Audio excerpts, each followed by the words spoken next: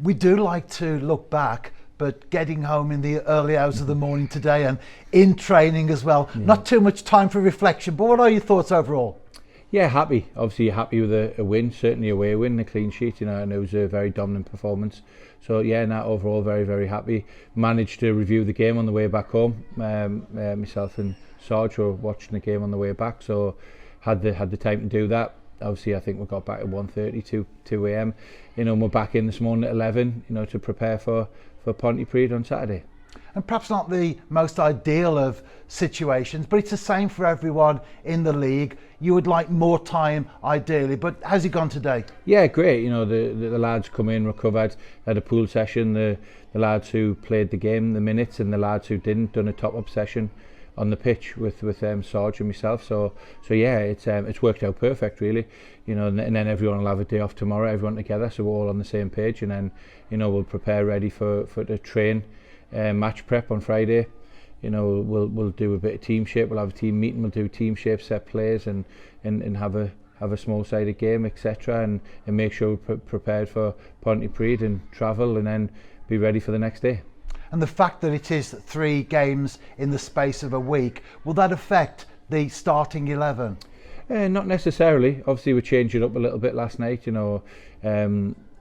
Jordan Williams come back in, and Ryan Brobble, and Sis and JD had a little bit of a rest, so there could be opportunity to change that around again.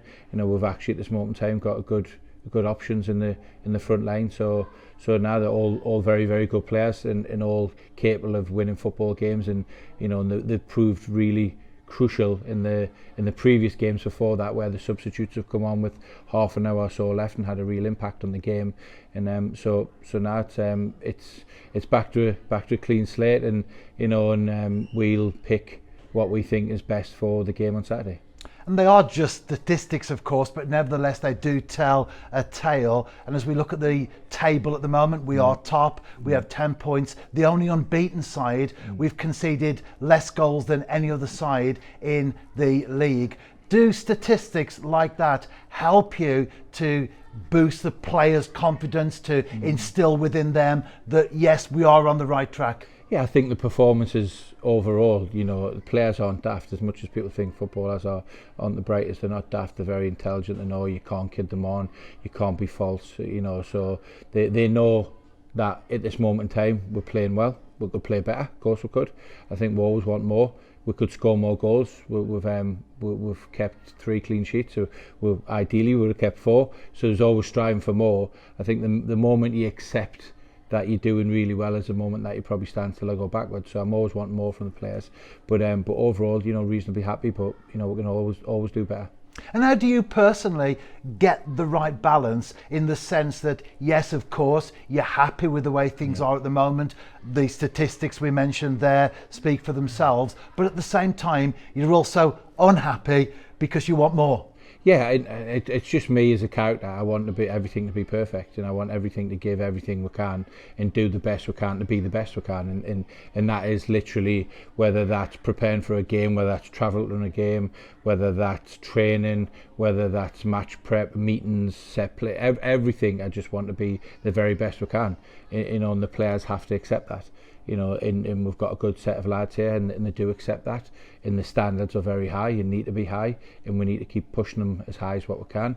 And like I said, footballers, they're not daft. They realise that we have done reasonably well, but there's still a little bit to go, and there's still, I still think, I'd like to get another 10-15% out of everybody and everything.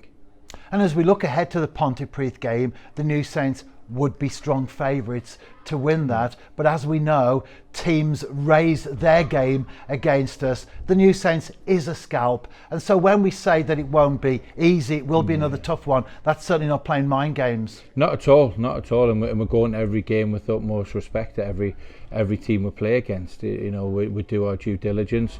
Myself and the staff spend a lot of time doing match analysis on the opposition, strengths, weaknesses, etc.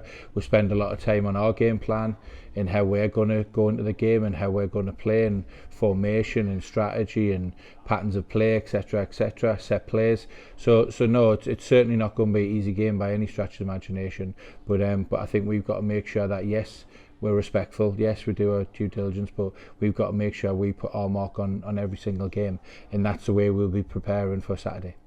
And I always ask you about the starting lineup. Yeah. If you've already got that set in stone, are we likely to see many changes from the game at Park Avenue yesterday? I need to have a chat with the medical staff, see how people are feeling, etc., etc. Obviously, we've come in today purposefully to do a warm down and for players that haven't had minutes to get a top up to make sure they're ready when needed on Saturday. So at this moment in time, we're almost there, but we'll have an in-depth conversation this afternoon or tomorrow with the medical staff and see if everyone's fine. If everyone's fine, then it's a good position to be in. We've got plenty of options and plenty of quality on the pitch and off the pitch, as I alluded to earlier. That has been a real strong surge when we've come on with substitutes. I think it's so important that we've got a strong squad in looking now. We have at this moment in time. You're looking on the bench. We've got really good options on the bench. So yeah, it's obviously the lads are a little bit disappointed and frustrated on the bench, but everyone will play a huge part, and we need to make sure we stick together, and the result in the team is the most important part. And when we talk about availability, obviously injuries come into that. What's an update on Josh Pask? Yeah, it's very similar to what it was. Josh is a mid to long term one. He's probably still a couple of months away from getting out on the grass and on the pitch. So it's a frustrating one. For Josh, he's coming in and doing his rehab with Phil, and he just needs to get through the next probably month, and then we'll know more. I think he'll revisit the specialist, probably get rescanned to see where he is, and can we take the next step then. And he's still unfortunate in a leg brace at this moment in time, but yeah. So Josh is the only one that's mid to long term.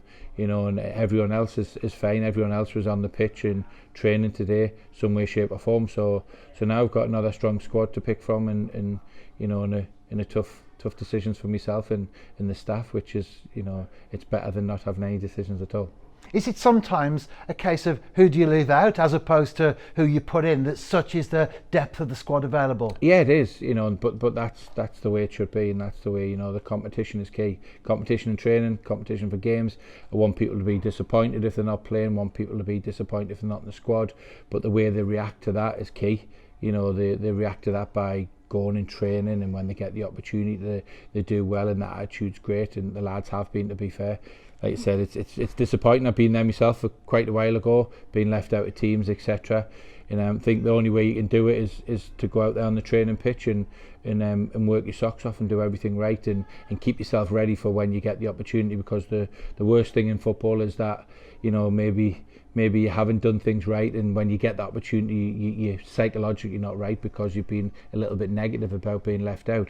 So we just need to make sure everyone in and around the squad that aren't playing every week are positive, which they have been. Work hard in training, do a little bit extra, so when the opportunity comes, they're ready, and they're ready to stay in the team. It's their shirt then.